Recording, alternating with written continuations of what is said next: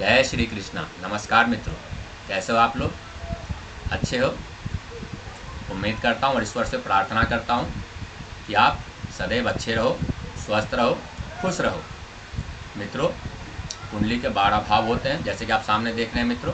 किसी भी तरह की कुंडली हो, किसी भी लग्न की कुंडली हो, भाव 12 होते हैं और 12 भाव हमें अलग अलग चीज़ों का ज्ञान कराता है मित्रों।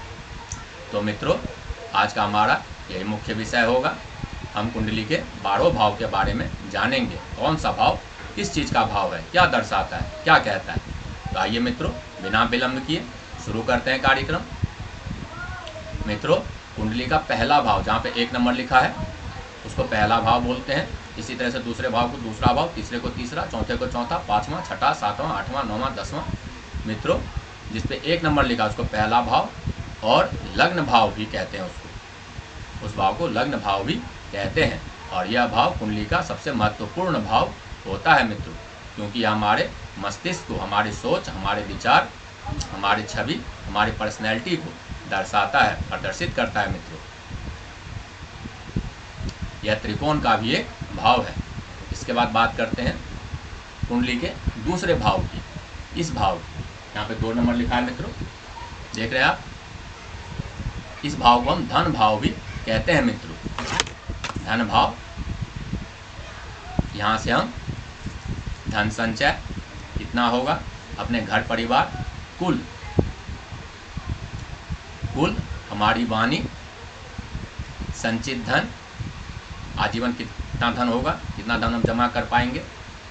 इसके अलावा घर परिवार के लोगों का कैसा व्यवहार रहेगा उनका हमारे साथ, कैसे होंगे हमारे लिए वो।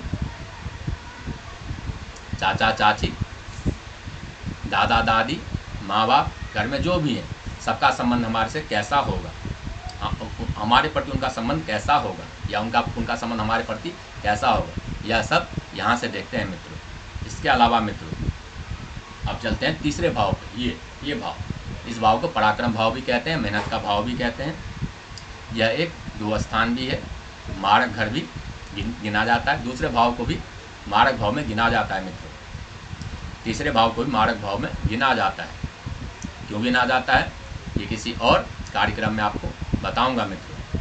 फिलहाल हम तीसरे भाव की बात करते हैं मित्रों। तीसरा भाव हमारी मेहनत, हमारे पराक्रम, हमारे बल, इन सबको प्रदर्शित करता है। इसके अलावा हमारे छोटे भाई बहन, नौकर चाकर, छोटी छोटी विदेश यात्राएं, इन सबको भी प्रदर्शित करता है, बताता है मित्रों। इन सब चीज़ों के बारे में हम जब देखना चाहें, जानना चाहें, तो तीसरे भाव का अध्ययन करते हैं। हमारी मेहनत सफल होगी नहीं होगी, कितना मेहनत सफल होगा, यह सब बातें यहीं से देखते हैं मित्रों। फिर आते हैं चौथे भाव, कुंडली का चौथा भाव, जहाँ पे 4 नंबर लिखा हुआ है मित्रों। कुंडली का ये भाव देख रहे हैं आप, जहाँ पे 4 नंबर लिखा है मित्रों। ये भाव सुख का भाव है। मुख्य तौर पे यहाँ से हम सुख का विचार करते हैं मित्रों। इस भाव से हम अपने माता के बारे में भी जानते हैं। इसके अलावा भूमि, भवन, वाहन, इसका विचार भी हम इसी भाव से करते हैं, देखकर करते हैं। बुढ़ापे में हमारा जीवन कैसा होगा, हमारा बुढ़ापा कैसे बीतेगा, आजीवन हमें कितना सुख मिलेगा, यह सब इसी भाव से देखते हैं मित्रों। बात करते हैं पंचम भाव की मित्रों। पंचम भाव हमारे संतान का, ज्ञान का, हमारे प्रेम संबंध का,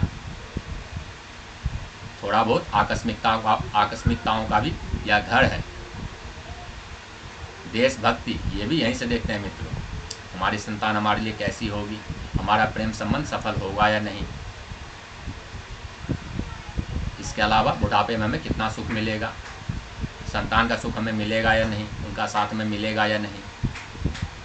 लॉटरी, सट्टा, जुआ, इन सब में हमें नुकसान होगा या फ़ायदा होगा, यह सब भी हम यहीं से देखते हैं। हमारे प्रेम संबंध, लव अफेयर, वो सफल होगा कि नहीं, हमारे जो है लव अफेयर, प्रेम संबंध, वो शादी में तब्दील होगा कि नहीं। यह सब बातों का अध्ययन भी हम पंचम भाव से करते हैं मित्रों। और भी बहुत सी चीज़ें हैं जिसका अध्ययन हम पंचम भाव से करते हैं। यह कुंडली का एक त्रिकोण भाव भी है मित्रों। इसके बाद बात करते हैं छठे भाव की, इस भाव की बात। ये जो भाव है यहाँ पे 6 नंबर लिखा है मित्रों, ये भाव छठा भाव, यह एक 2 स्थान भी है, मारक भाव में भी गिना जाता है इसको। ये भाव रोग, रिपु और ऋण का है मित्रों। रोग बीमारी, रिपु मतलब शत्रु, और ऋण मतलब कर्जा। इसके अलावा यह मामा पक्ष के लोग, नाना नानी, मामा मामी, इन सब का साथ कितना मिलेगा, ये सब बातें भी हम छठे भाव से देखते हैं। शत्रु हमें परेशान करेंगे, कितना परेशान करेंगे, या फिर हम उनसे परेशान रहेंगे। कर्जा लेना हमारे लिए शुभ होगा या अशुभ होगा, फलेगा नहीं फलेगा। शारीरिक रोग कैसा होगा, ज़्यादा होगा या कम होगा, शारीरिक तकलीफ, ये सब बातें हम छठे भाव से देखते हैं।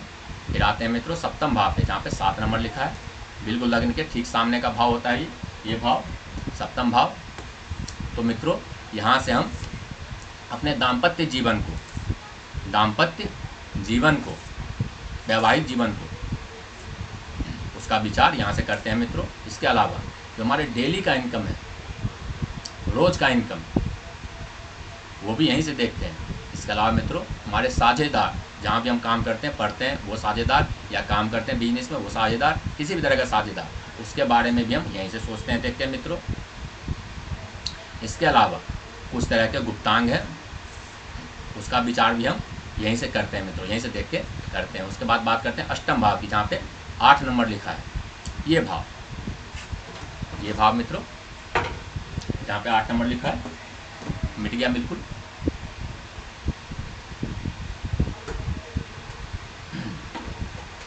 देखा आपने, यहाँ पे 8 नंबर लिखा है मित्रों, ये भाव अष्टम भाव है और कुंडली का सबसे मारक भाव होता है मित्रों। सबसे बड़ा कुंडली का सबसे बड़ा मारक भाव ज्योतिष शास्त्र में इसको बताया गया है मित्रों। यहाँ से मुख्य तौर पे हम आकस्मिकताओं को विचार करते हैं, चोट चपेट एक्सीडेंट का विचार करते हैं, गुप्त ज्ञान का विचार करते हैं, गुप्तांगों का विचार करते हैं, चिंता का विचार करते हैं, कितना चिंता होगा, कितना टेंशन होगा, कितना दुख होगा, आयु कितनी होगी, मृत्यु कितनी कैसी होगी, शांत होगी या अशांत होगी, अकाल होगी कैसी होगी, इन सब का विचार हम यहीं से करते हैं। इसके अलावा मित्रों ससुराल पक्ष, अपने ससुराल पक्ष का विचार भी हम यहीं से करते हैं मित्रों। इस वक्त बात करते हैं नवम भाव की, ये भाव धर्म भाव, इस भाव को धर्म भाव भी कहते हैं, भाग्य भाव भी कहते हैं। यहाँ से हमने पिता का, धर्म का, भाग्य का विचार करते हैं। हमारा भाग्य कैसा है, हमारे पिता से हमारे संबंध कैसे होंगे, अच्छे होंगे, बुरे होंगे, साथ मिलेगा नहीं मिलेगा, धर्म कर्म में हमारी रुचि कैसी होगी, यह भी यहीं से देखते हैं मित्रों। छोटे मोटे विदेश यात्रा भी जो होता है, छोटी मोटी यात्राएं, वो भी हम यहीं से देखते हैं मित्रों। इसके बाद बात करते हैं दसम भाव की। इस भाव मित्रों, यह भाव कर्मस्थान है। इस भाव को कर्म भाव से जाना जाता है। रोजगार संबंधी बातें, आय संबंधी बातें, व्यापार संबंधी बातें, सफलता संबंधी बातें, हम किस तरह का काम करेंगे, कितना कमाएंगे, किस तरह का काम करना चाहिए, उन सब का विचार हम यहीं से करते हैं मित्रों। इसके बाद मित्रों, इसके अलावा मान सम्मान, प्रतिष्ठा, यह सब भी हम दसम भाव से देखते हैं मित्रों। इसके बाद बात करते हैं एकादशवें स्थान की, लाभ भाव। ये जहाँ पे 11 नंबर लिखा है मित्रों, ये भाव, इसको लाभ भाव कहा जाता है मित्रों। किसी भी लग्न की कुंडली हो, भाव वही होंगे, उसको लाभ भाव ही कहा जाएगा। तो मित्रों यहाँ से हम लाभ के बारे में, हम जो भी काम करेंगे, बिजनेस, पढ़ाई, नौकरी, कुछ भी, तो उसमें कितना लाभ कमाएंगे, जो भी हम काम करते हैं उसमें क्या लाभ होगा, वो हम यहीं से देखते हैं। इसके अलावा मित्रों अपने बड़े भाई के बारे में विचार भी हम यहीं से करते हैं, कितना साथ मिलेगा उनका, कैसा संबंध रहेगा हमारा उनसे, यह सब बातें भी हम यहीं से देखते हैं मित्रों। इसके अलावा कोई मन की जो इच्छा होती है वह भी यहाँ से देखते हैं मित्रों, यहाँ से देख सकते हैं। इसके अलावा छोटी मोटी बीमारियों का भी यह घर है मित्रों, उसको भी हम यहाँ से देखते हैं, छठे भाव से भी, यहाँ से भी। इसके बाद मित्रों बात करते हैं 12वें भाव की, द्वादश भाव की, जो कुंडली का सबसे अंतिम भाव है, जहाँ पे 12 नंबर लिखा हुआ है, ये भाव। तो मित्रों, यह भाव जो है एक दो स्थान में, मारक स्थान में गिना जाता है, मारक भाव में, क्योंकि यह भाव खर्चे का भाव है, व्यय का भाव है। यहाँ से हम मोक्ष के लिए देखते हैं, यहाँ से हम जेल यात्रा के बारे में देखते हैं, यहाँ से हम बड़ी बीमारियों के बारे में और अस्पताल खर्चों के बारे में देखते हैं, सोचते हैं मित्रों। किसी भी तरह का व्यय हो, व्यय भाव, मुख्य तौर पर इसको व्यय भाव से जाना जाता है मित्रों। इसमें कोई भी ग्रह आए वो व्ययात्मक हो जाएगा, या जो भी राशि यहाँ बनेगी वो उसका स्वामी जहाँ भी जाएगा वो उससे संबंधित व्यय करेगा मित्रों। तो मित्रों,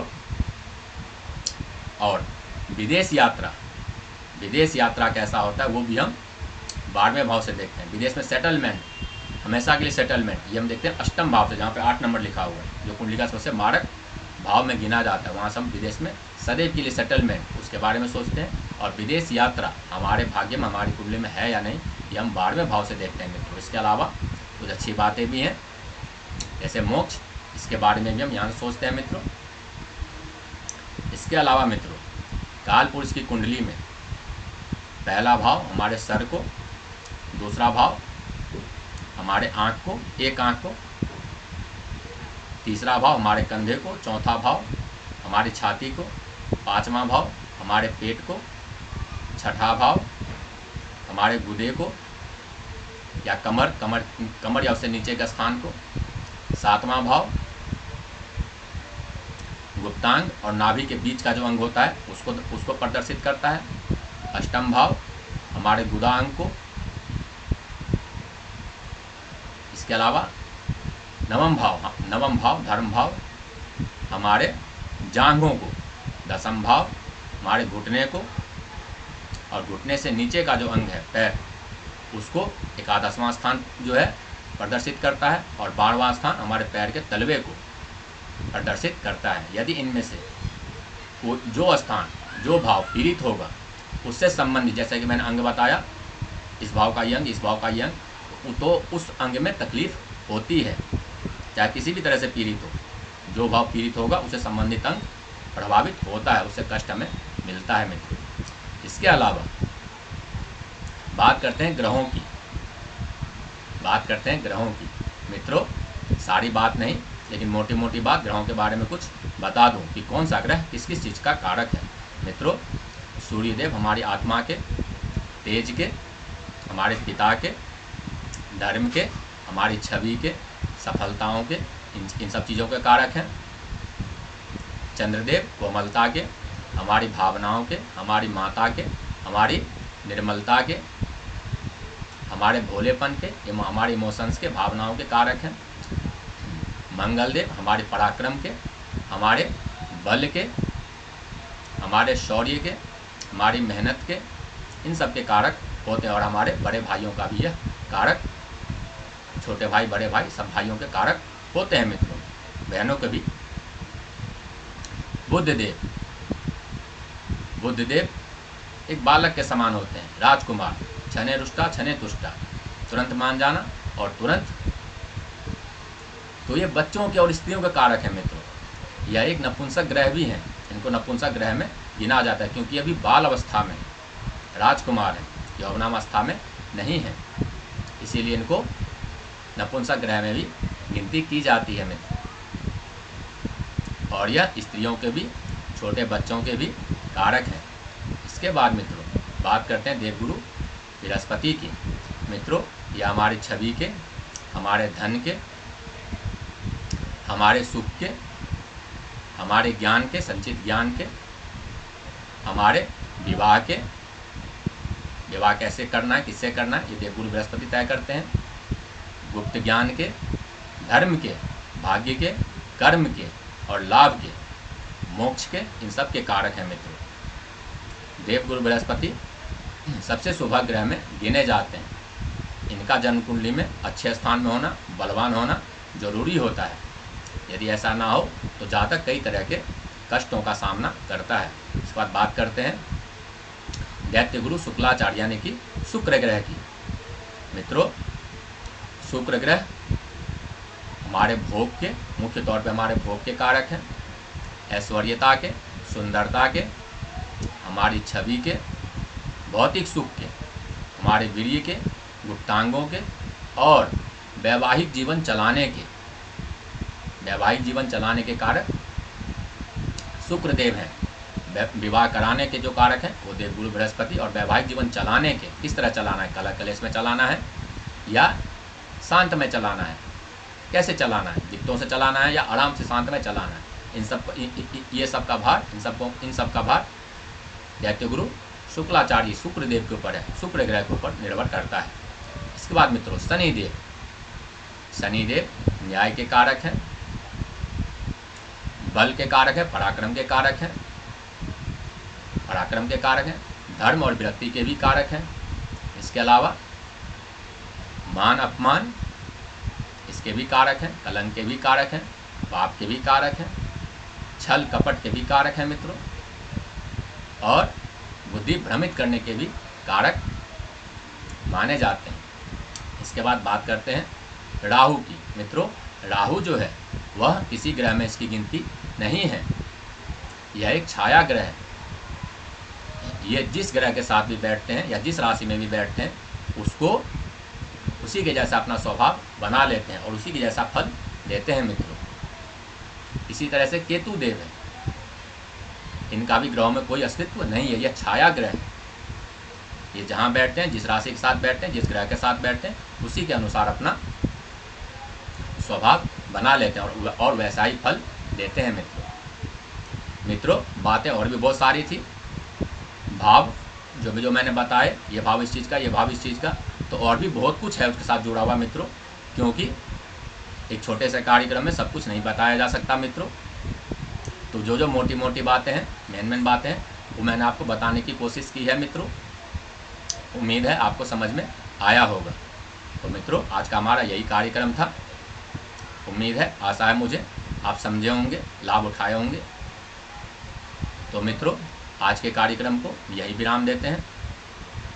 यदि आपको यह वीडियो अच्छा लगा हो तो लाइक करें, सब्सक्राइब करें मित्रों।